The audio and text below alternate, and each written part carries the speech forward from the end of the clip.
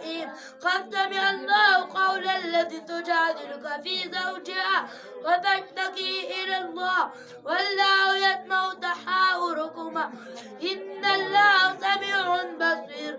الذين يظاهرون منكم من نسائهم ما هن أمهاتهم إن أمهاتهم إلا الله ولدنهم وإنهم ليقولون منكرا من القول وزورا إن الله لعفو غفور. والذين يظاهرون من نسائهم ثم يعوذون لما قالوا فتحرير رقبة من قبل أن يتماسا ذلكم توعظون به والله بما تعملون خبير.